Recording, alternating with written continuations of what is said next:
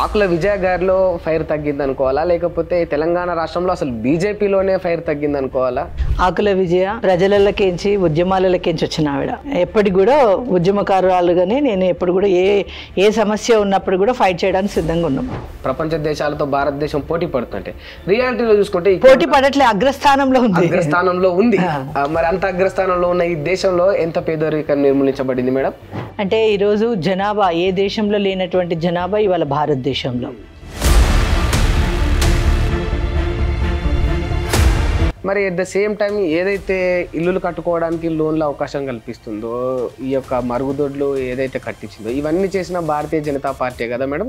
ఇక్కడ రేట్లు పెంచింది, పన్నులు ఎక్కువ విధిస్తుంది, అన్ని కూడా భారతీయ జనతా పార్టీ ఆధ్వర్యంలోనే జరుగుతూ ఉన్నాయి కదా. గవర్నమెంట్ పెంచింది అనే దానికంటే ఇదంతా కూడా సరే జరుగుతున్న కాలాన్ని బట్టి కూడా ఇవన్నీ మార్పులు జరుగుతాయని ఆలోచన ఎందుకు పెట్టుకోరు? మరి కాంగ్రెస్ గవర్నమెంట్ ఉన్న దగ్గర మాత్రం రేట్లు లేవా? మామూలుగా మనం సినిమాలలో వింటుంటాం, ఒక ఆడపిల్ల ఒక హీరోయిన్ ఎదగాలంటే ఏమైనా చేయాలంటే కమిట్మెంట్లు ఇవ్వాలి, ప్రొడ్యూసర్లకి వాళ్ళు చెప్పింది వినాలని ఉంటుంది.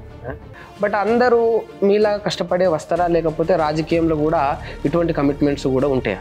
ఇట్లాంటి డిస్కషనే కరెక్ట్ కాదని నేను అంటాను.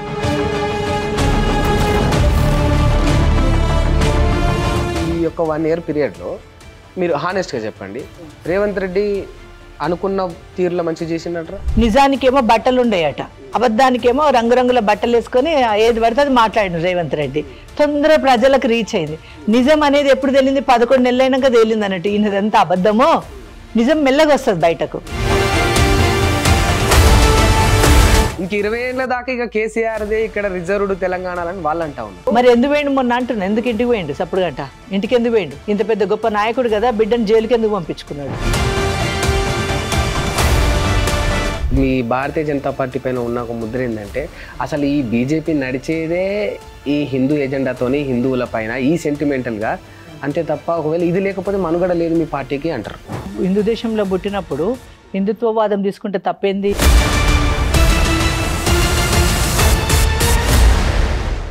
నమస్తే, వెల్కమ్ టు హిట్ టీవీ. నేను మీ సింహాద్రి. ప్రస్తుతం మనతోటి అసలు పరిచయం కూడా అవసరం లేని పేరు, ఆ పేరు మీ అందరికి బాగా తెలుసు, మేడం ఆకుల విజయ గారు ఉన్నారు. మేడం వెల్కమ్ చేద్దాం. మేడం నమస్తే. నమస్తే. బాగున్నా మేడం? బాగున్నాం, మీరు బాగున్నారా? Fine madam. ఎలా ఉంది? యూట్యూబ్ ఛానల్ కొత్తగా పెట్టుకున్నారు. బాగుంది మేడం. బాగుండాలి, చాలా బాగుండాలని కోరుకుంటూ all the best. Thank you madam. మీలాంటి వారి సపోర్ట్ ఉంటే అయింది. తప్పకుండా తెలంగాణ ప్రజలు ఉంటారు. ఎట్లా ఉంది మేడం? అంటే ఆకుల విజయ గారిలో ఫైర్ తగ్గింది అనుకోవాలా, లేకపోతే తెలంగాణ రాష్ట్రంలో అసలు బీజేపీలోనే ఫైర్ తగ్గింది అనుకోవాలా? ఆకుల విజయలో ఫైర్ తగ్గదు, భారతీయ జనతా పార్టీలో ఫైర్ తగ్గదు. ఎందుకంటున్నా అంటే ఆకుల విజయ ప్రజలకెంచి ఉద్యమాలకెంచి వచ్చిన ఆవిడ. అంటే ఎప్పటికి కూడా ఉద్యమకారురాలుగానే నేను ఎప్పుడు కూడా ఏ సమస్య ఉన్నప్పుడు కూడా ఫైట్ చేయడానికి సిద్ధంగా ఉన్నాం. ఈరోజు భారతీయ జనతా పార్టీ దేశంలోనే అసలు ప్రపంచంలోనే అతిపెద్ద పార్టీగా, దేశం కాదు ప్రపంచంలో అతిపెద్ద పార్టీగా ఈరోజు మెంబర్షిప్ విషయంలో ముందుకు దూసుకుపోతున్నటువంటి పార్టీ. ఈరోజు తెలంగాణలోనే 30 లక్షలకు పైగా మెంబర్షిప్ అయినటువంటి పార్టీ. మెంబర్షిప్ 30 లక్షల పైగా. ఇతర పార్టీలు డబ్బులు ఇచ్చి చేసుకుంటారు, కానీ ఇక్కడ స్వచ్ఛందంగా యువత, ఇవాళ మహిళలు మాకు అసలు అవసరమే లేదు. ఎందుకంటే ఈరోజు ఒక్క నిమిషం నేనేమంటున్నంటే తర్వాత కొంత సభ్యత్వం ఉంటే ఏ డబ్బులు ఇవ్వని భారతీయ జనతా పార్టీకి ఎందుకు మేడం ప్రపంచంలోనే అత్యధికంగా? అంటే ప్రజల పార్టీ కాబట్టి, సబ్కా సాత్ సబ్కా వికాస్ అనే నినాదంతో ఉంది కాబట్టి. అంటే ప్రజలతోనే, ప్రజల నాడిని పట్టుకొని ప్రజల సమస్య మీద పోరాడి ప్రజలకు ఏం కావాలని చెప్పేసి ఇవాళ అనేక అంశాల మీద భారతీయ జనతా పార్టీ, నరేంద్ర మోడీ గారు అతి గొప్ప పాలన ఇస్తున్నటువంటి పార్టీ భారతీయ జనతా పార్టీ. ఇవాళ అవినీతి లేనటువంటి రాజకీయం ఎవరైనా చేస్తున్నారంటే భారతీయ జనతా పార్టీ. గతంలో ఉన్నటువంటి దాదాపుగా చూస్తున్నాం కదా, మనం అనేక అంశాలు చూస్తూ ఉన్నాం కదా. అనేక అంశాల మీద అసలు క్లీన్గా కడిగిన ముత్యంలాగా చేస్తూ ఉన్నాడు భారతదేశాన్ని నరేంద్ర మోడీ గారు. భారతీయ జనతా పార్టీ పూర్తి స్థాయిలో అవుతుంది కూడా. ఇప్పుడు ఇంకా మొన్ననే కదా మళ్ళీ 3rd టైం హ్యాట్రిక్ కొట్టారు. అంటే ఇంకొక 4 years అయితే మళ్ళీ మేము పాలన జరుపుతాం కదా. కాబట్టి ఖచ్చితంగా ముత్యం కడిగిన మన తెలంగాణ, మన భారతదేశాన్ని సకల సంపదలు గల దేశం అనే ఏదైతే ఉందో ఆ సకల సంపదలు గల దేశాన్ని గొప్ప స్థాయిలో తీసుకుపోయేటువంటి పరిస్థితి జరిగింది కూడా, ఇంకా జరుగుతుంది కూడా. ఎందుకంటే ప్రపంచంలోనే వేరే వేరే దేశాలన్నీ కూడా ఇవాళ మొకాల మీద కూర్చుండి భారతదేశానికి స్వాగతం పలుకుతున్నాయి అంటే ఆ పాలన భారతీయ జనతా పార్టీ అద్భుతంగా ఇస్తుంది కాబట్టి అందరూ పేపర్లలో కొన్ని యాడ్లు చూపించడము, లేకపోతే టీవీలలో కొన్ని వార్తలు రావడము, దీని వరకు అయితే బాగానే ఉంది. మీరు అన్నది నేను కూడా యాక్సెప్ట్ చేస్తా, ప్రపంచ దేశాలతో భారతదేశం పోటీ పడుతుంటే. రియాలిటీలో చూసుకుంటే పోటీ పడట్లే, అగ్రస్థానంలో ఉంది. మరి అంత అగ్రస్థానంలో ఉన్న ఈ దేశంలో ఎంత పేదరికం నిర్మూలించబడింది మేడం? అంటే ఈరోజు జనాభా ఏ దేశంలో లేనటువంటి జనాభా ఇవాళ భారతదేశంలో. మనం చిన్నగా ఎగ్జాంపుల్ ఒక చిన్న కొన్ని అంశాల మీద మనం తీసుకున్నట్లయితే, కరోనా వచ్చినప్పుడు అందరూ కూడా అసలు భారతదేశంలో అనేక జనాభా ఉన్నటువంటి భారతదేశం ఎంతమంది మరణాలు అయితే కావచ్చు, ఎంత అల్లకల్లోలం అవుతుంది కావచ్చు అనుకోరు. అలాంటి భారతదేశానికి వ్యాక్సిన్ అనేది మనం ఇతర దేశాల నుంచి తీసుకోవడం కాదు, ఇక్కడ తయారు చేసి ఇతర దేశాలకు పంపించినటువంటి ఘనత భారతీయ జనతా పార్టీ గవర్నమెంట్లో జరిగినటువంటి ఘనత ఇది. అంటే ఈరోజు కొన్ని రాష్ట్రాలు కావచ్చు దాదాపుగా ఫ్రీ రేషన్, కరోనా వచ్చిన రోజు నుంచి ఈ రోజు దాకా ఫ్రీ రేషన్ ఇచ్చారు, అంటే పేద వర్గాల కోసం. మీరు చెప్తున్న వ్యాక్సిన్ ఎక్కువ అంటే దేశం మొత్తానికి కూడా కావచ్చు, మీరు అంటున్న ప్రపంచం మొత్తానికి కూడా కావచ్చు, ఎక్కువ పంపిణీ చేసింది ఈ తెలంగాణ నుండే. నేనేమంటున్నా, తెలంగాణ చెప్పేది వినండి, నేనేమంటున్నా అంటే భారతదేశంలోనే ఉంది కదా తెలంగాణ రాష్ట్రం. తెలంగాణ రాష్ట్రంలో ముఖ్యమంత్రి కేసీఆర్ తయారు చేయలేదు కదా. ఒక విషయం నేనేమంటే లేదు లేదు లేదు అది తప్పు మాట్లాడుతారు. దేశం మొత్తంలో కూడా వాళ్ళ వాళ్ళ వాళ్ళ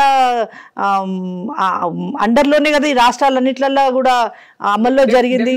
నేనేమంటున్నా అంటే ఇది తప్పుడు. ఇప్పుడు మీరు రాజకీయ నాయకుల లెక్క మాట్లాడొద్దు. రాజకీయ నాయకులు అంటే నేనేమంటున్నా అంటే ఏదో ఒక ఆరోపణ చేయాలనేది రాజకీయ నాయకులకు ఉన్నటువంటి అలవాటు. అంటే నేనేమంటున్నా, ఈరోజు భారతదేశంలో అవినీతి లేని పాలన అందించినటువంటి గొప్ప రాజకీయ పార్టీ ఏదైనా ఉందంటే కేవలం భారతీయ జనతా పార్టీ. గతంలో మనం చూసినాం, కాంగ్రెస్ హయాంలో మహిళల్ని జైల్లోకి పంపించినటువంటి ఘనత. ఓకేనా, వాళ్ళు భూమిని వదలలే, ఆకాశాన్ని వదలలే, నీళ్ళని వదలలే, బొగ్గుని వదలలే, దేన్ని వదలలే, మొత్తం ఎక్కడ చూడు స్కామ్ స్కామ్ స్కామ్ స్కామ్. మరి ఈ 10 సంవత్సరాల కాలంలో 11వ ఏట ఈరోజు ఈ 11 సంవత్సరాల కాలంలో ఒక్క కేంద్ర మంత్రి మీద ఆరోపణ చెప్పండి, ఒక అవినీతి పాలన ఒక్క కేంద్ర మంత్రి మీద. అంటే ఈరోజు భారతీయ జనతా పార్టీ సబ్కా సాత్ సబ్కా వికాస్ అనేటువంటి నినాదంతోనే గొప్పగా ప్రజలకి ఒక అంటే చిట్ట చివర కూర్చున్నటువంటి బంతిలో కూర్చున్నటువంటి ఫలాలు అందాలనే నినాదం ఏదైతే ఉందో అది అమలు చేసుకుంటూ వస్తున్నారు. ఇవాళ రైతుల కోసం కావచ్చు, చిన్నగా చూసుకుందాం, అసలు యూరియా కావచ్చు, డిఏపి కావచ్చు, ఇవన్నీ ఇవాళ రైతులు ఎంత చెల్లిస్తున్నారు? యూరియా మీద 250 ఎంత చెల్లిస్తారు, డిఏపి మీద 400 ఏమో. కానీ పైన 1800, 2000 రూపాయలు ఎవరు చెల్లిస్తున్నారు? ఇవాళ గవర్నమెంట్, కేంద్ర గవర్నమెంట్ భరిస్తూ ఉంది అవన్నీ కూడా. అది రైతులకు చేస్తున్నదే కదా. బేటీ బచావ్ బేటీ పడావ్ అనేసి ఆడపిల్లల్ని బతికించుకోవాలనే నినాదంతో పనిచేస్తూ ఉంది. ఎవరు పనిచేస్తూ ఉన్నారు? ఇవాళ గర్భంలో ఉన్నటువంటి శిశువు ఆరోగ్యంగా పుట్టాలని చెప్పేసి అంగన్వాడీ స్కూల్స్లలో కూడా మంచి పోషకమైన ఆహారాలు అందిస్తున్నటువంటిది ఎవరు చేస్తూ ఉన్నారు? కేంద్రమే కదా. అంటే భారతదేశానికి బంగారు బాట వేయాల్సింది ఇవాళ పుట్టబోయే బిడ్డలు. కాబట్టి ఆ పుట్టబోయే బిడ్డ ఫస్ట్ ఆరోగ్యంగా పుట్టాలన్న నినాదమే ఎంత గొప్ప నినాదం. ఇవాళ ఇంటింటికి టాయిలెట్స్ అనేది ఎంత గొప్ప నినాదం. ఇవన్నీ కూడా భారతీయ జనతా పార్టీ చేస్తుంది కదా, పేదవాళ్ళ కోసమే కదా. ఇవాళ ఇండ్లు కట్టుకోవడానికి కూడా నేనేమంటున్నా, ఇల్లు లేనటువంటి వాళ్ళు కూడా ఇండ్లు కట్టుకోవడానికి వాళ్ళకు లోన్లు ఇవ్వటం కావచ్చు. ఇవాళ అన్ని రకాలుగా ఏ రకంగా చూస్తున్నా యువత చాలా మటుకు బయట దేశాలలో పోయి ఉద్యోగాల కోసం పోయి వాళ్ళు ఎంతో మంది అసలు అక్కడ సరిగా ఉద్యోగాలు సక్సెస్ అవ్వలేక అనేక ఇబ్బందులు పడుతున్నటువంటి మన భారతదేశ యువతకు కూడా ఇవాళ వాళ్ళు బిజినెస్ చేసుకోవడానికి, ఓన్గా బిజినెస్ చేసుకోవడానికి వితౌట్ సెక్యూరిటీతో కూడా లోన్లు ఇవ్వటం, ఇవన్నీ కూడా పేదవాళ్ళ కోసం కాదా? ఓకే, లోన్స్ తీసుకొచ్చింది బాగానే ఉంది, ఇదంతా కూడా మంచిగానే ఉంది. కానీ మరి అట్ ద సేమ్ టైం ఏదైతే ఇల్లులు కట్టుకోవడానికి లోన్ల అవకాశం కల్పిస్తుందో, ఈ యొక్క మరుగుదొడ్లు ఏదైతే కట్టించిందో, ఇవన్నీ చేసిన భారతీయ జనతా పార్టీ కదా మేడం.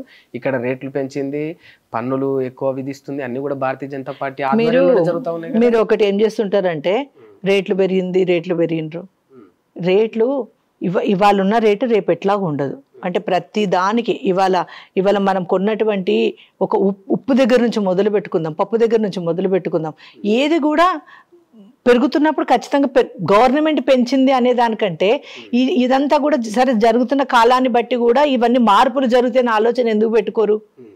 మరి కాంగ్రెస్ గవర్నమెంట్ ఉన్న దగ్గర మాత్రం రేట్లు లేవా?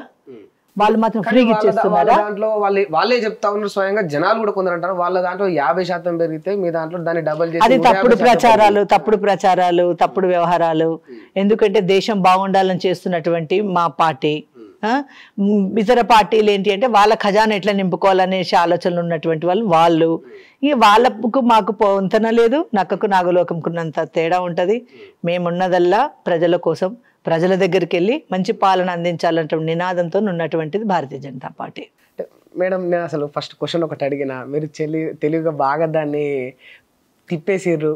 అసలు నేను తెలంగాణలో బీజేపీ వేడి తగ్గింది అని అన్నా, దానికి నాకు ఇంకా ఆన్సర్ రాలేదు. ఓకే, వేడి ఎప్పుడు కూడా తగ్గదు. భారతీయ అదే చెప్పిన నేనేమి యాక్టివ్ ఉన్నారా మీ బీజేపీ నాయకులు? 30 లక్షల మెంబర్షిప్ అవుతుందా? నేనేం అడుగుతున్నా మేడం, గెలిచిన తర్వాత అయినా సమస్యల పట్ల, ప్రజల పట్ల. మొన్న కదా కిషన్ రెడ్డి గారు ఇప్పుడు ఈ మధ్య 2-3 సార్లు ధర్నాలు చేసిండు కదా, ఇంద్ర పార్క్ దగ్గర దీక్షలో కూర్చున్నాడు కదా. ఎందుకు కూర్చున్నాడు? ప్రజా సమస్యల మీదే కదా. అప్పుడు అందరు కూడా ఉన్నారు కదా, అందరు పాల్గొన్నారు. 10 ఏళ్ళు పాలించినప్పుడు కేసీఆర్ మీద ఏ రకంగా అయితే పోరాటం చేసిరో మీరు, నేను మిమ్మల్ని అప్రిషియేట్ చేస్తున్నా, డైరెక్ట్లీ అప్రిషియేట్ చేస్తున్నా. అంతటి పోరాట పటిమ ఇప్పుడు కాంగ్రెస్ ప్రభుత్వంలో ఖచ్చితంగా ఉంటది. ఎందుకంటే ఇప్పుడు కొత్తగా 11 నెలలు, అదే 11 నెలలు 11 నెలల్లో ఇవాళ కాంగ్రెస్ గవర్నమెంట్ ఏమేమి వాగ్దానాలు చేసింది, ఏం నెరవేర్చలేదు, ఇదంతా బూటకం అనేది తేలిపోయింది. ప్రజలకు కూడా అర్థమైంది. ఈ రోజు గ్యారెంటీల పైన అప్పుడు కేసీఆర్ పైన చేసినంత పోరాటం ఇప్పుడు చేస్తున్నారా? అరే 100% చేస్తాం, ఇంకా చేస్తాం. ఎందుకంటే వాళ్ళకు కూడా కొంత సమయం ఇవ్వాలని ఇవ్వడం జరిగింది. కాంగ్రెస్ పార్టీకి కూడా కొంత సమయం ఇవ్వాలి, ఆ గవర్నమెంట్ కూడా వెంటనే ఇవ్వాలి నెరవేర్చమంటే నెరవేర్చలేరు కదా. ఆల్రెడీ 11 నెలల కాలం గడిచిపోయింది, ఇక చాలు. ఇక వాళ్ళు చేయలేరు అనేది ప్రజలు నిర్ణయమైంది, మేము నిర్ణయించుకున్నాం. కాబట్టి ఖచ్చితంగా దాని మీద యుద్ధం, ఫైటింగ్ అన్ని చేయడం జరుగుతుంది. ఓకే, అంటే ఇప్పుడు మీ మాట ఏంటంటే టైం ఇవ్వాలనుకున్నాం, ఇచ్చినాం అనేది మీ మాట. బయట వినిపిస్తున్న మాట ఏంటంటే కావాలనే రేవంత్ రెడ్డిని నరేంద్ర మోడీ లైట్ తీసుకున్నాడు, వీళ్ళిద్దరికి మంచి సంబంధం ఏమున్నది, కొన్ని రోజులు చేసుకొని ఎట్లనన్నా ఆయనకు నచ్చినట్టు. కొందరు కూడా చాలా మంది అంటారు కదా, రేవంత్ రెడ్డి కూడా బీజేపీలోకి ఒకసారి నూకుంటున్నాడు అని కూడా అంటున్నారు, అనుకుంటారు కదా. అట్లా కూడా అంటున్నారు. అదే మరి కాంగ్రెస్ రాహుల్ గాంధీ కూడా వస్తాడు అంటలేరా? ఇదేమో రేవంత్ రెడ్డి, రాహుల్ గాంధీ కూడా, ప్రియాంక గాంధీ కూడా వాళ్ళు ఎప్పుడు కూడా జీవితంలో ప్రధానమంత్రులు అయ్యేది లేదు, సచ్చేది లేదు, ఇదంతా ఈ పంచాయతీ మనకెందుకు, ఇక బీజేపీలో జాయిన్ అయితే బాగుండని అనుకుంటారని కూడా అంటారు. అంటే నేనేమంటున్నా అంటే అట్లా మాట్లాడడానికి ఈజీగా ఏదైనా మాట్లాడొచ్చు. కాకపోతే కొత్తగా గవర్నమెంట్ ఏర్పడ్డది, వాళ్ళు కూడా కొన్ని అన్ని వెసులుబాట్లు చూసుకొని చేసుకుంటారు కదా, కొంచెం ఓపిక పడదాం అనుకున్నాం. ఆల్రెడీ ఈ మధ్యన 2-3 సార్లు మా రాష్ట్ర అధ్యక్షులు కిషన్ రెడ్డి గారు పెద్ద ఎత్తునే మా వాయిస్ వినిపించడం జరిగింది, దీక్ష కూర్చోవడం జరిగింది. ఇవన్నీ జరుగుతూనే ఉన్నాయి. ఇక సరిపోయింది, వీళ్ళ నుంచి ఏం కాదు. ఇప్పుడు మళ్ళీ పోయి మహారాష్ట్ర కూడా రేవంత్ రెడ్డి ఇక్కడ అన్ని అమల్లో పెట్టినట్టుగా అక్కడ పోయి ఏదో చాలా ఉపన్యాసాలు ఇస్తా ఉన్నాడు. అదే రేపు మేము మహారాష్ట్రలో పోయి నిలదీస్తాం, రేవంత్ రెడ్డి ఎక్కడ పోతే అక్కడ ఫస్ట్ తరిమి కొట్టడానికి బీజేపీ వాళ్ళం సిద్ధమవుతాం. నువ్వు ఫస్ట్ తెలంగాణలో ఏం ఉద్ధరించినావని, ఇక్కడ వచ్చి నువ్వు అన్ని అబద్ధాలు ఎందుకు చెప్తున్నావు అని అక్కడ తయారవుతారు, ఏం ఊరుకోరు. అంటే ఇప్పుడు స్టార్ట్ అయ్యింది కదా, మేము కూడా స్టార్ట్ చేసి అతను అక్కడ నుంచి తరిమి కొడతాం, మళ్ళీ తెలంగాణ వరకు ఊరుకొచ్చేటట్టు చేస్తాం. ఓకే, ఇప్పుడు సరే ఓవరాల్గా చెప్పండి, అంటే ఇప్పుడు ఈ యొక్క 1 year పీరియడ్లో మీరు హానెస్ట్గా చెప్పండి, రేవంత్ రెడ్డి అనుకున్న తీరులో మంచిగా చేసిండట? ఏం చేసిండు? పోయిన దొర వచ్చేసేమో, పోయిన కేసీఆర్ అనేటువంటి ఒక దొర వచ్చేసేమో వాళ్ళ కుటుంబం వాళ్ళు బాగుపడేటువంటి వ్యవహారాలు చేసుకున్నాడు. ఓకేనా?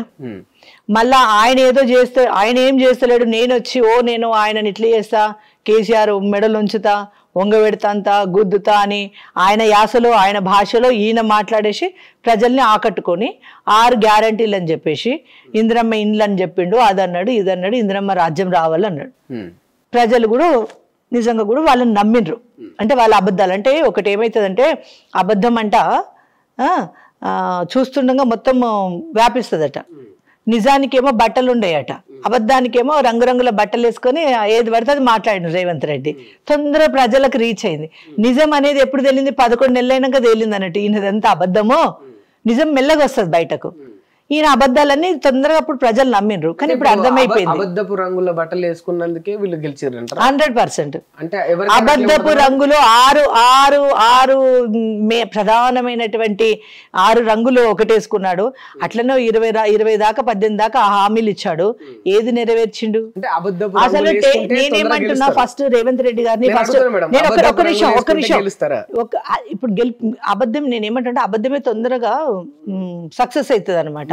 నిజం చెప్తాను. దేశంలో మీరే అధికారంలోకి వచ్చారు. నేనేమంటున్నా అంటే 10 ఏళ్ల నుంచి మేము ఇచ్చినటువంటి పాలన చూస్తున్నారు ప్రజలు. మీదైతేనేమో పాలన పరంగా అభివృద్ధి. నేనేమంటున్నా అంటే మేము ఇచ్చిన మాటలు ఏవి తప్పించుకున్నాం? మేమేమైనా తప్పించుకున్నామా? మేము ఏదైనా గ్యారెంటీలు ఏమైనా ఇచ్చి మేమైనా అబద్ధాలు ఆడామా? అది తప్పు మాట్లాడుతున్నాం. ఇప్పుడు ఈ మాట మీరు వెనక్కి తీసుకోవాలి. ఎందుకంటున్నా అంటే నేనేమంటున్నా, వీళ్ళు అబద్ధపు గ్యారెంటీలు. మేము ఏ అబద్ధపు గ్యారెంటీలు ఇచ్చినాం? సబ్కా సాత్ సబ్కా వికాస్ అనే నినాదంతో పనిచేస్తున్నాం. అంతిమ టైం వరకు కూడా ప్రతి బీజేపీ కార్యకర్త అదే ధోరణిలో పనిచేస్తారు. దేశం మొత్తానికి నరేంద్ర మోడీ గారి పేరు చెప్తే ఒక మాట గుర్తొస్తుంది మేడం. ధన్ ధన్ ధన్ అని ప్రతి ఒక్కరి ఖాతాలలో డబ్బులు పడతాయని అన్నారు కదా మేడం. ఈ యొక్క కరెన్సీని తీసేస్తే, ఓల్డ్ కరెన్సీని పడ్డాయా మేడం? ఇది ఇప్పుడు నేనేమంటున్నా అంటే ధన్ ధన్ అనేది ఎవరో మొన్నటిదాకా ఐటీ మినిస్టర్ అదే మాట మాట్లాడుతుండే, ధన్ ధన్ ధన్ ధన్ అనేసి. ప్రజలకు తెలుసు ధన్ ధన్ ధన్ అంటే మొత్తం నల్ల డబ్బు వచ్చి ఏం పడదు. అర్థమవుతుందా? ప్రజలకు ఏం కావాలి? ఇప్పుడు వాళ్ళకి పడతలేవా? 0 బ్యాలెన్స్లో డబ్బులు పడలేదా? గ్యాస్ పైసలు రాలేదా మహిళలకి? అనేకంగా వచ్చినాయి. నల్లధనం ఇదంతా కూడా ఏంటంటే వాళ్ళకి తెలుసు, నిజాలు ఏందని తెలుసు. వాళ్ళు ఏదో కప్పిపుచ్చుకోవడానికి బురద జల్లడం కోసం అనేది ఇవన్నీ మాట్లాడుతూ ఉంటారు. తేవాల్సినంత తేగలిగిండు, ఇంకా తెస్తాడు కూడా. అంటే వీళ్ళ అకౌంట్లలో పడతాయి. ఇవన్నీ పిచ్చి ప్రచారాలు. ఇప్పుడు రేవంత్ రెడ్డి చేయలేదా? 6 గ్యారెంటీల గురించి చేయలేదా? ఏది అమలు పెట్టగలుగుతున్నాడు? ఏమన్నాడు? లంక బిందెలు ఉన్నాయా అనుకున్నా పోయిన గవర్నమెంట్లో తీరొచ్చి చూస్తే లంక బిందెలు ఏం లేవు, అందులో ఏం లేవు, ఖాళీ బిందెలు ఉన్నాయి అన్నాడు. సార్ మీ అభిప్రాయం చెప్పండి మేడం. లంక బిందెల పైన నిజంగా అంటే ఆయన అన్న మాటను మీరు ఏకీభవిస్తారా? అంటే కేసీఆర్ అప్పులు చేసిండు అనేది ఆయన మాట, అప్పులు చేసి నేను అభివృద్ధి చేసిన అని కేసీఆర్ మాట. ఈ రెండిట్లలో ఏది కరెక్ట్ అంటారు? నేనేమంటున్నా అంటే లంక బిందెలు ఉన్నాయి అనుకొని వచ్చినా అని చెప్పేసి గాలి మాటలు మాట్లాడడం ఫస్ట్ రేవంత్ రెడ్డి తప్పు మాట. నీకు అనిపిస్తలేదా? నేనేమంటున్నా, ఏం లేవు. ఆయన చేస్తుందే దొంగతనం, దొంగ పనులు ఆయన చేస్తుందే. అసలు ప్రజలకు సరైన పాలన అన్ని మీద కథలు పడ్డారు. ఈ ధరణి అనే విషయం కావచ్చు, అనేక అంశాల మీద తప్పుడు నిర్ణయాలు కేసీఆర్వి. ఎందుకంటే ధరణి అంశానికి వెళ్తే అసలు అంతుబట్టనంత ఇబ్బందులు పెట్టిండు రైతులను, చాలా మందిని. ఎప్పుడో వెనకట, ఇప్పుడు ఇదే చాలా మంది దొరలు వెనకట ఊర్లలో భూములు జాగాలు అమ్ముకొని వెళ్ళిపోయినారు. మళ్ళీ ఇప్పుడు ఈ ధరణి పేరుతో పోతే మళ్ళీ వాళ్ళే ఓనర్లు అయినారు. అంటే పేదవాళ్ళు కొనుక్కున్న వాళ్ళు ఎటుపోయినా ఏమైనట్టు ఇప్పుడు వాళ్ళకి ఎంత ఇబ్బందులు.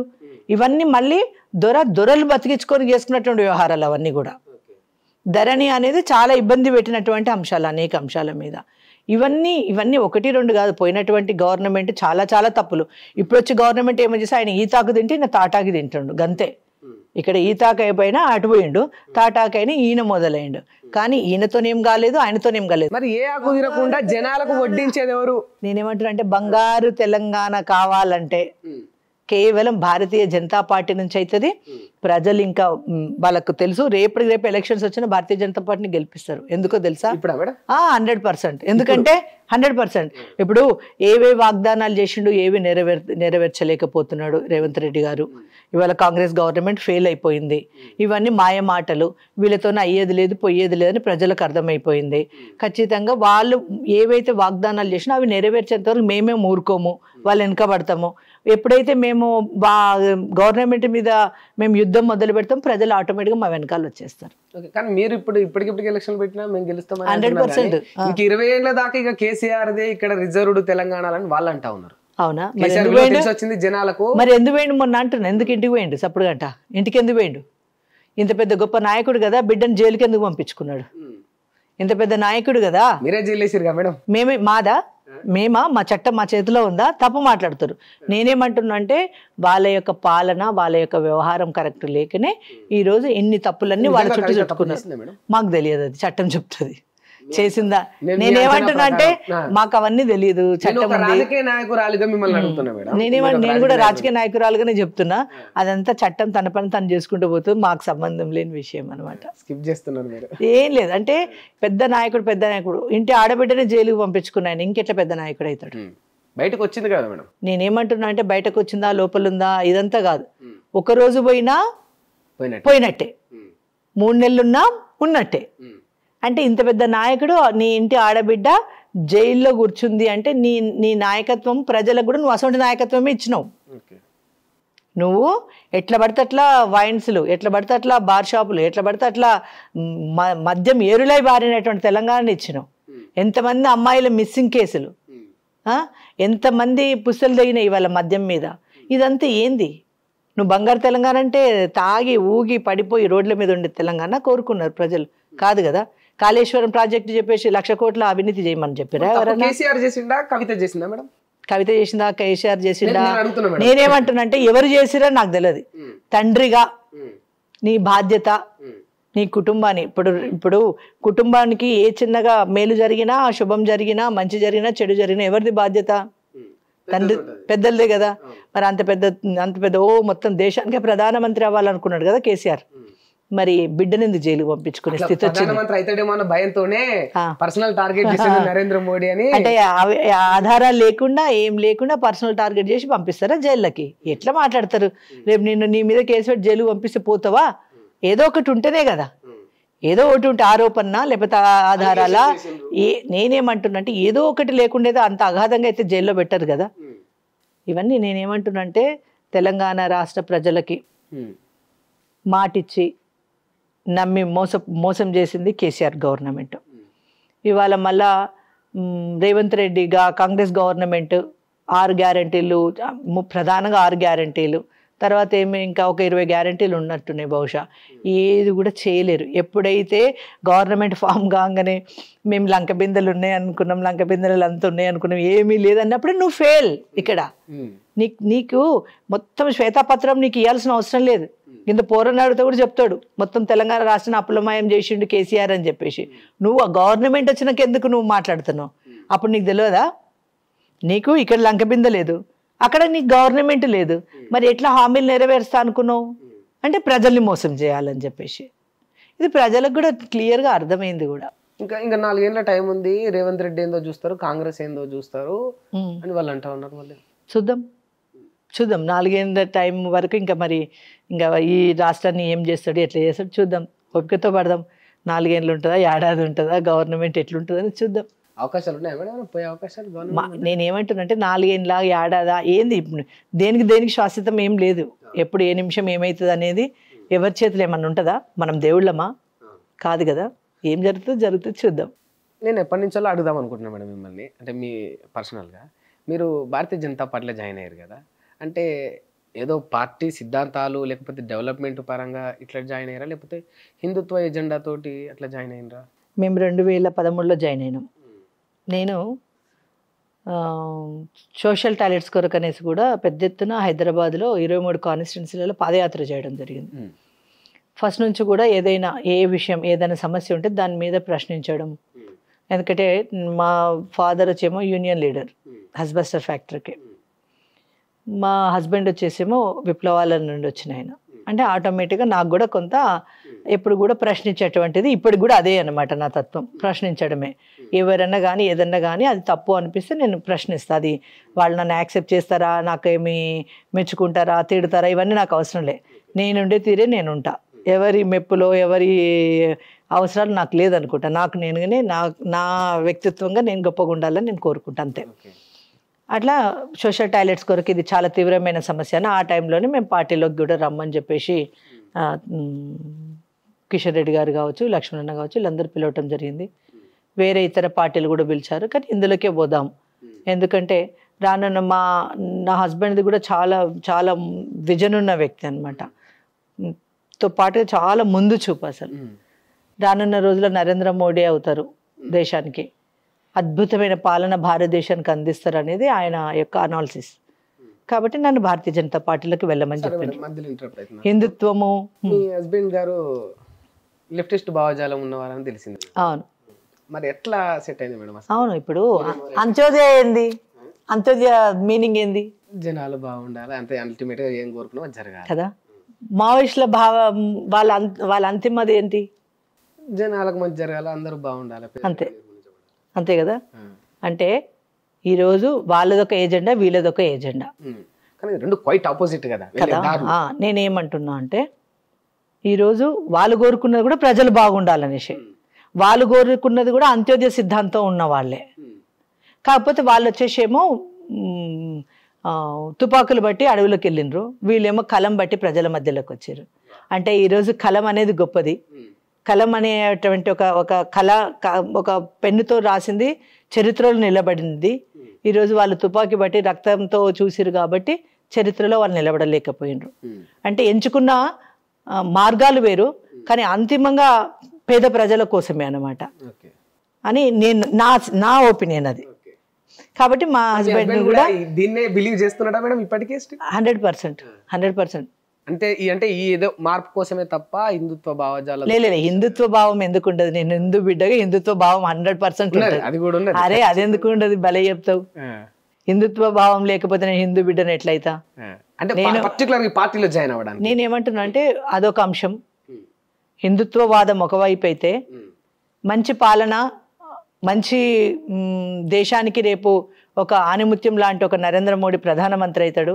ఆయన అడుగుజాడల్లో మనం నడిస్తే మనం కూడా గొప్పగా ఉంటామని చెప్పి, అంటే ఈరోజు ఒక తులసి వనం లాంటి ఒక భారతీయ జనతా పార్టీలో నేను ఒక తులసి మొక్కగా ఉండాలన్న ఆశయంతో నేను రావడం జరిగింది. సరే మేడం, అంటే మీరు హిందుత్వం గురించి చెప్పారు కనుక, కాకపోతే భారతదేశం మొత్తంలో మీ భారతీయ జనతా పార్టీ పైన ఉన్న ఒక ముద్ర ఏంటంటే అసలు ఈ బీజేపీ నడిచేదే ఈ హిందూ ఎజెండాతోని, హిందువుల పైన ఈ సెంటిమెంటల్గా అంతే తప్ప ఒకవేళ ఇది లేకపోతే మనుగడ లేదు మీ పార్టీకి అంటారు. ఇప్పుడు హిందుత్వం మీద నడుస్తుంది భారతీయ జనతా పార్టీ అంటే తప్ప? హిందూ దేశంలో పుట్టినప్పుడు హిందుత్వవాదం తీసుకుంటే తప్పేంది? ఒక రిలీజన్ ఎత్తుకోవడం ఎంతవరకు? నేనేమంటున్నా అంటే ఈరోజు ఇంత పెద్ద ప్రపంచంలో ఉన్నదిలో ఒకే ఒక దేశం, హిందూ దేశం, భారతదేశం. ఈ దేశంలో పుట్టి, ఈ దేశంలో హిందువుగా పుట్టి, హిందూ అని చెప్పుకోవడంలో, హిందూ కోసం కొట్లాడడంలో, హిందువు గురించి బతకడంలో, హిందువుగా బతకడంలో ఇతరులకున్న బాధ ఏందని నేను అడుగుతా. అసలు దీని గురించి చర్చ ఎందుకని నేను అంట. నీ ఇష్టం, నువ్వు క్రిస్టియన్గా ఉన్నావు ఉండు, నిన్నెవరొద్దు అంటున్నారు. నువ్వు ముస్లింగా ఉన్నావు ఉండు, నిన్నెవరొద్దు అంటున్నారు. కానీ హిందువుల మీద ఎందుకు పడి ఏడవాలి అంటున్నా. హిందుత్వ వాదం గురించి ఎందుకు మాట్లాడాలి అంటున్నా. స్పెషల్ గా బీజేపీ వాళ్ళు దేవుణ్ణి రాజకీయాల్లోకి లాగుతారు కనుక ఈ రకంగా మాట్లాడతారు అనేది. ఇప్పుడు నేనేమంటున్నా అంటే దేవుణ్ణి రాజకీయం చేస్తున్నారు, దేవుణ్ణి ఇట్లా చేయట్లేదా మేడం?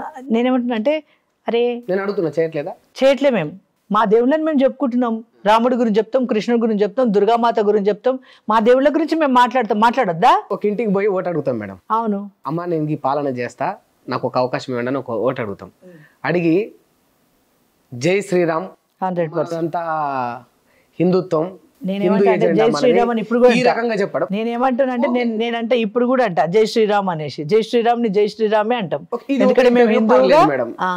కానీ పర్టికులర్ గా ఓట్లు అడిగే జనాల దగ్గర రిలీజన్ ని ప్రేరేపించడం వల్ల నేనేమంటున్నా, సరే వాళ్ళకు కూడా ఆ ఫీలింగ్ ఇప్పుడు అట్లా చెప్పిరా. జై శ్రీరామ్ అనేది ఎవరమైనా అంటాం, అది జెర్సీ పక్కన పెట్టేద్దాం మనం. కానీ మన హిందువులకే ఓటేయాలి ఇటువంటి చెప్పడం చెప్తే తప్పేముంది అంటున్నా.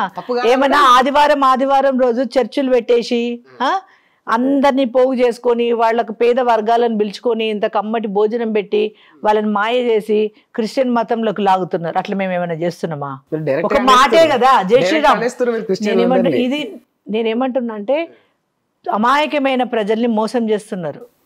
హిందూ అమాయకుల్ని మోసం చేస్తా ఉన్నారు. క్రైస్తవులు చేస్తున్నారు. ఓన్లీ క్రైస్తవులా? ముస్లింలు కూడా? ముస్లింలది ఇప్పుడు వాళ్ళది వేరు. మరి ఇదైతే గ్రామానికి చర్చిలు కడుతున్నారు. గ్రామానికి చర్చిలు కట్టేసి పేద వర్గాల చర్చిలు.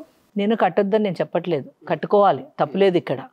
కానీ నువ్వు అంటున్నావు కదా వాళ్ళు కట్టుకోద్దా, తప్పలేదా అంటున్నావు కదా. మేమంటే తప్ప, మరి ఎందుకు అడుగుతున్నావు? ఓట దగ్గర ఎందుకని? నువ్వు విన్నావా? నువ్వు చూసినావా? ఒక వీడియో చూపెట్టట్లేదు. అరే రామశంకర అంటే వాళ్ళు కట్టుకోవద్దా, వాళ్ళు మాట్లాడొద్దా? మరి మేము మాట్లాడొద్దా? మేము మాట్లాడితే తప్పొచ్చింది, వాళ్ళు కట్టుకొని వాళ్ళు అన్ని చేస్తే తప్పలేదా? అసలు ఇలాంటి టాపిక్ ఇలాంటి అన్ని ఎంతసేపు అసలు అనవసరంగా భారతీయ జనతా పార్టీ మీద బురద జల్లే వ్యవహారాలు తప్ప ఇంకోటి ఏం లేదు ఇక్కడ. నెక్స్ట్ అంతే తప్ప ఈ బీజేపీ దీనిపైన ఏం నడవదు. నేనేమంటున్నా అంటే మతాలను రెచ్చగొట్టేవాల్సిన అవసరం మాకు లేదు. భారతదేశంలో అందరం కూడా సమానులమైనటువంటి, నేను ఏమంటున్నా, ఫస్ట్ నినాదమే మాది సబ్కా సాత్ సబ్కా వికాస్. ఓకేనా? ఇంకా అసలు నువ్వు ఈ కులమా ఆ కులమా, ఇప్పుడు మేము ఫ్రీ రేషన్ ఇచ్చినాం, మీరు క్రిస్టియన్ అని ఎవరికైనా ఆపేశామా? వీళ్ళు ముస్లిం అని ఎవరికైనా ఆపేశామా? ఎవరికేం ఆపలేదు కదా. అందరం సమానమే. ఇక్కడ స్వేచ్ఛగల్ల దేశం ఏదైనా ఉందంటే భారతదేశమే. పూర్తి స్థాయిలో స్వేచ్ఛగల్ల దేశం ఇది. అదే పాకిస్తాన్లోకి వెళ్ళేసి నువ్వు రాముడి గుడి గట్టు ఊకుంటారేమో చూద్దాం. కానీ ఇక్కడ ఏది చేసినా చెల్లుబాటు అయ్యేటువంటి దేశం ఏదైనా ఉంది, స్వేచ్ఛగల స్వచ్ఛమైన ఒక భారతదేశం మాత్రమే. ఇందుకు అందరు కూడా ఈ గడ్డ మీద పుట్టినందుకు ఈ భారత మాతకును ఈ గడ్డ మీద పుట్టినందుకు భూదేవికి దండం పెట్టుకోవాలి ప్రతి ఒక్కరు కూడా, గొప్ప దేశంలో పుట్టినామని. అర్థమైందా? సరే మేడం, అంటే ఇవన్నీ కూడా బాగానే ఉన్నాయి. నేను మిమ్మల్ని అడుగుతున్నా, చెప్పండి, అంటే ఇది ఒక అవుట్ ఆఫ్ ద బాక్స్. నాకు ఎప్పటి నుంచో ఒక సందేహం ఉన్నది. మామూలుగా మనం సినిమాలలో వింటుంటాం, ఇట్లా ఒక ఆడపిల్ల ఒక హీరోయిన్ ఎదగాలంటే ఏమైనా చేయాలంటే కమిట్మెంట్లు ఇవ్వాలి, ప్రొడ్యూసర్లకి వాళ్ళు చెప్పింది వినాలని ఉంటుంది. నేను చాలా ఏళ్ళ నుంచి మిమ్మల్ని చూస్తున్నా, మీరు బాగా కష్టపడ్డారు. ఇప్పటి నుంచి కాదు, 2013 నుంచి వెళ్ళి పార్టీలో చేరి మీరు కృషి చేసిరు. నాకు సార్ కూడా తెలుసు, ఆయన ఇన్స్పైర్ అయ్యి మీరు ఉద్యమాలు చేసుకుంటే ఈ స్థాయికి వచ్చారు. బట్ అందరూ మీలా కష్టపడే వస్తారా, లేకపోతే రాజకీయంలో కూడా ఇటువంటి కమిట్మెంట్స్ కూడా ఉంటాయా? అసలు తప్పుడు మాటలు, తప్పుడు ప్రచారాలు, ఇలాంటివి ఒక మహిళ గురించి, ఏ మహిళ గురించి అయినా ఇట్లాంటివి డిస్కషనే కరెక్ట్ కాదని నేనంట. నేను ఒకే ఒక మాట చెప్తా, కేసీఆర్, నేను ఒక్కటే మాట చెప్తా, పొలిటికల్ ఒక్క నిమిషం ఇక, ఎవరికి నచ్చినా నచ్చకున్నా నాకు కేసీఆర్ గారు అంటే నేను ఒక గురువుగానే వారికి నేను మనస్ఫూర్తిగా నేను నమస్కారం చేసుకుంటా ఆయన. ఎందుకంటే ఫస్ట్ రాజకీయాల్లోకి వచ్చినప్పుడు ఆయన నా గురువు. ఓకేనా? ఈరోజు కేసీఆర్ ఆడపిల్లనా? కేసీఆర్ అందగాడా? కేసీఆర్ దగ్గర డబ్బులు ఉండేనా? కేసీఆర్కి ఏమైనా పొలిటికల్ బ్యాక్గ్రౌండ్ ఉండేనా? అంటే ఒక మనిషి, ఆడనా మగనా కాదు ఇక్కడ, ఒక మనిషి ఒక చిత్తశుద్ధితో, ఒక ఆత్మవిశ్వాసంతోని, ఒక కమిట్మెంట్తోని పని మొదలుపెట్టి ఒక్కసారి కూడా అలుపు అనేది లేకుండా వెనక్కి తిరిగి చూడకుండా ఎవరైనా ప్రయత్నం చేస్తే ఖచ్చితంగా మనం అనుకున్న విజయం సాధిస్తాం. ఇక్కడ ఆడవాళ్ళు మగవాళ్ళు ఇదంతా కాదు, ఇట్లా ఈ కమిట్మెంట్ ఇలాంటి మాటలు కూడా మనం ఉన్నటువంటి ఈ సమాజంలో మనం ఉన్నటువంటి కొంచెం మనం బ్రాడ్గా ఆలోచిస్తాం కాబట్టి ఇలాంటి విషయాల మీద చర్చ పెట్టుకోవడం కరెక్ట్ కాదని నా ఉద్దేశం.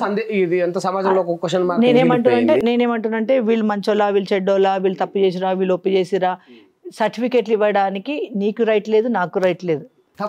నేనేమంటాను ఒకటే, అసలు అలాంటి టాపికే మనం మాట్లాడకపోతే బాగుంటుంది అనేది నా ఉద్దేశం. ఓకే మేడం, కాకపోతే అది జస్ట్ ఒక డౌట్ క్లియర్ అవుద్ది కదా మీ ద్వారా అని. నేనేమంటున్నా, నా ద్వారా మీకు ఆల్రెడీ అర్థమై ఉంటుంది.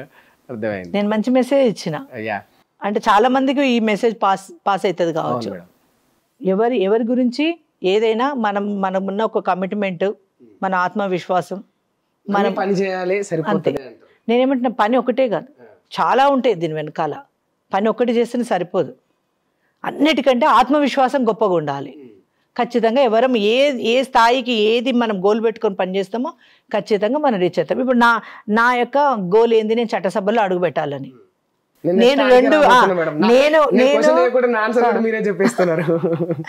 నేను చట్టసభలో అడుగు పెట్టాలనేది 2001 నుంచి నా యొక్క ప్రయత్నం. 23 సంవత్సరాలు గడిచిపోయింది. అయినా నేను ఎప్పుడు కూడా అయ్యో ఇంకా నేను చట్టసభలో అడుగు పెట్టనేమో అని ఎప్పుడు నేను బాధపడలే. సరే, నాకు ఇంకా అంతకంటే బెటర్గా ఇంకేదో మంచి సమయం వస్తుందేమో, నేను ఇంకా గొప్పగా పని చేయాలనేమో, చేస్తా, ఇంకా పని చేస్తా. ఒకరోజు కూడా నేను బాధపడలే, అయ్యో నేను ఇంకా అనుకున్నది రీచ్ అవ్వలేదని. సరే, నేను ఇంకా నా శక్తి సరిపోనట్టుంది, ఇంకా శక్తి కూడా తీసుకోవాలి, నేను ఇంకా పని చేయాలా, నేను ఇంకా పరిగెత్తాలా. నేను అవన్నీ చేసిన రోజు నేను చట్టసభలో అడుగు పెడతాను కావచ్చు. ఓకే, దానికోసం నేను వేచి చూస్తూ ఉన్నాను, పనిచేస్తూ ఉన్నాను. భారతీయ జనతా పార్టీలో ఈరోజు ఒక స్టేట్ ఎగ్జిక్యూటివ్ మెంబర్గా అడుగుపెట్టి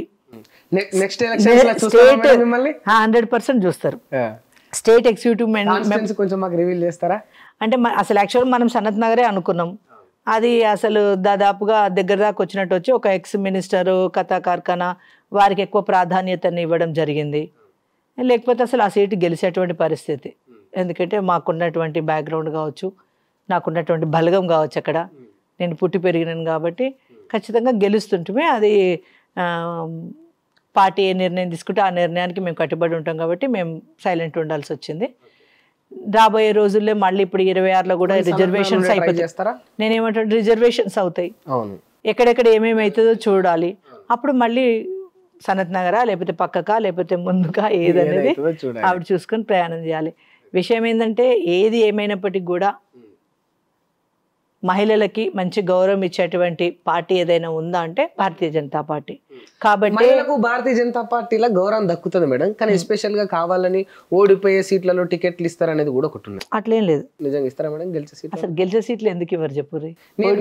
నేను పేర్లు చెప్పాను కానీ నేనే ఒక మీ బీజేపీ నాయకురాలతో మాట్లాడితే ఏం చేస్తామన్నా కావాలని ఆడిచ్చిండ్రు, ఏడైనా ఉన్నాయిగా ఈ తొక్కులాటలు, ఆడబిడ్డగా మేము భరించక తప్పుతుందా అని అంటేనే నేను ఈ క్వశ్చన్లు అన్నీ అడిగినాను. ఎవరు ఆ మహిళా నాయకురాలు ఎవరో కానీ ఆ మహిళా నాయకురాలకి యుద్ధం చేయడం చేతగానట్టుంది.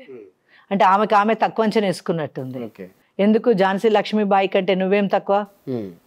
అప్పుడన్నా ఆ కాలంలో ఒకటి ఉండి ఒకటి లేనటువంటి మహిళలు అయినా యుద్ధం చేసి చరిత్రలో నిలబడ్డారు. ఈరోజు అన్ని వనరులు మన చేతిలో ఉన్నాయి. ఎందుకు ఒక మహిళగా నీకు నువ్వు తక్కువ అంచనా ఎందుకు వేసుకున్నావు? అంటే నీ చేతగానితనం మంది మీద రుద్దడమా? నేను ఎప్పుడు కూడా అట్లా అనుకోను. భారతీయ జనతా పార్టీ నాకు కేసీఆర్ మీద ఇచ్చిందంటే నేను చాలా గొప్ప నాయకురాలని ఇచ్చిందని నేను గర్వంగా ఫీల్ అవుతా. కేటీఆర్ మీద ఇచ్చిందంటే నేను గొప్ప నాయకురాలని ఇచ్చిందని నేను గర్వంగా ఫీల్ అవుతా. అదే స్ఫూర్తితో నేను ముందుకెళ్తూ ఉన్నాను. ఇంకా నేను పని చేయాలి, నేను గొప్ప నాయకురాలుగా తయారవ్వాలనేసి. అది అంతేగాని ఎక్కడైనా ఉన్నదంటే ఎక్కడైనా ఉన్నది భారతీయ జనతా పార్టీలో ఉండదు. భారతీయ జనతా పార్టీలో చాలా గౌరవం ఉంటుంది. గౌరవం ఉంది కాబట్టి వాళ్ళకు మంచి సీట్ ఇచ్చిరేమో, వాళ్ళకి అది పాపం అర్థం కానట్టున్నది. నేర్చుకుంటారు, పార్టీలోకి వచ్చిండ్రు కదా, ఖచ్చితంగా. వేరే పార్టీలో అయితే నేర్చుకోవడం కష్టంగా, ఈ పార్టీలో డెఫినెట్గా అన్నీ నేర్చుకుంటారు. ఒక చిన్న విషయం మేడం, అంటే నేను లాస్ట్ టైం మీ ఇంటికి వచ్చినప్పుడు కూడా చూసిన సార్కు కొంచెం లెగ్స్ అది పని చేయదు కదా. అవును, హెల్త్ బాగాలేదు. అంటే అదే 14 ఎలక్షన్స్ అప్పుడు యాక్సిడెంట్ అయింది కదా, అప్పటి నుంచి కొంచెం తను హెల్త్ బాగుండదు. అప్పుడు వచ్చినప్పుడు చూసిన మీ పాప మీ బాబు అంటే చాలా దగ్గరగా ఉండి టైం కేటాయించి చూసుకోవడం. ఆల్మోస్ట్ ఒక 1 year నేను మీ ఇంట్లోనే ఉన్నా, వాళ్ళ దగ్గరే ఉండి మాట్లాడడం అవన్నీ చేయడం చూసిన. అంటే నేను అప్పుడే అడుగుదాం అనుకున్నా, బట్ అంత టైం లేకుండే. మళ్ళీ నెక్స్ట్ వచ్చినప్పుడు ఖచ్చితంగా అడుగుదాం ఈ క్వశ్చన్ మైండ్లో పెట్టుకొని మరీ వచ్చిన. ఈ జనరేషన్లో అసలు పిల్లలు అన్నీ మంచిగా ఉన్నా కూడా పేరెంట్స్ తోటి ఉండడానికే ఇష్టపడరు. అంటే యాక్టివ్గా ఉండరు, పార్టిసిపేట్ చేయరు, టైం కూడా ఇవ్వరు కనీసం. బట్ మీరు మీ పిల్లల్ని చూసిన తర్వాత నాకు ఈ జనరేషన్కి చాలా డిఫరెన్స్ కనిపించింది. అది ఎట్లా పాసిబుల్ అయింది? అది అమ్మవారు ఇచ్చినటువంటి అదృష్టంగా నేను భావిస్తా. ఎందుకు అంటే వాళ్ళు చిన్నప్పటి నుంచి కూడా మా మోహన్ రెడ్డి గారు ఉన్నతమైన భావాలు, ఉన్నతమైన ఆలోచన వ్యక్తి. ఈరోజు వారి అడుగుజాడల్లో నేను, నాకు ఆయనంతా కాకపోయినా నాకు కొంచెం ఆలోచన విధానంలో కొంచెం ఉన్నతంగానే ఆలోచిస్తాను నేను అనుకుంటాను. పిల్లలు కూడా అదే విధంగా కుటుంబం, వ్యవహారం ఇదంతా కూడా చాలా డిసిప్లిన్గా ఉంటారు పిల్లలిద్దరు కూడా. వాళ్ళ సహాయ సహకారాలతోనే ఈరోజు రాజకీయ పార్టీలలో నేను నెగ్గుకుంటూ ఇవాళ మహిళా మోర్చా అధ్యక్షురాల నుంచి స్టేట్ ఎగ్జిక్యూటివ్ మెంబర్, మహిళా మోర్చా అధ్యక్షురాలు, నేషనల్ ఎగ్జిక్యూటివ్ మెంబర్, కర్ణాటక స్టేట్కి ఇన్ఛార్జిగా చేసినప్పుడు కావచ్చు, ఇవాళ పార్టీలో స్టేట్ సెక్రటరీగా చేస్తున్నప్పుడు కావచ్చు, ప్రతి విషయంలో కూడా పిల్లల సహకారంతోనే నేను ఈరోజు ముందుకు అడుగులేస్తూ ఉన్నా. కానీ అది చాలా నన్ను ఆశ్చర్యానికి గురి చేసింది. అడుగుదామని మైండ్ అంటే చాలా కుటుంబాలలో కూడా పిల్లలు చాలా జాగ్రత్తగా, చాలా కుటుంబానికి ఆసరగా ఉన్నటువంటి కుటుంబాలు అనేకం. అందులో మా పిల్లలు కూడా అని నేను అనుకుంటున్నా. డెఫినెట్లీ మేడం, మీరు కూడా ఉన్నారు అందులో.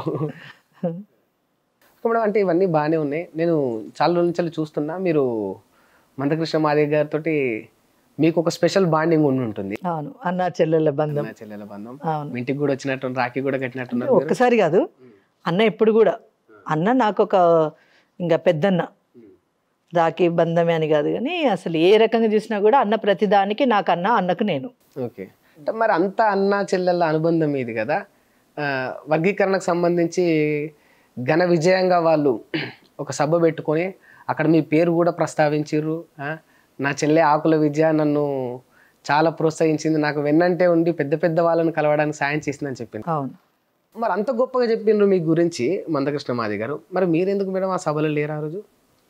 అంటే ఇప్పుడు పార్టీ తీసుకున్న మీటింగ్ కాదు అది, వర్గీకరణ మీద నరేంద్ర మోడీ గారు ఆ రోజు సభకు రావటం ఇదంతా జరిగింది కాబట్టి అక్కడ వాళ్ళ వర్గీకరణ అంటే అన్నకు సంబంధించినటువంటి కొందరిని నేమ్స్ అదంతా స్టేజ్ నిండిపోవడము ఏదేదో జరిగింది.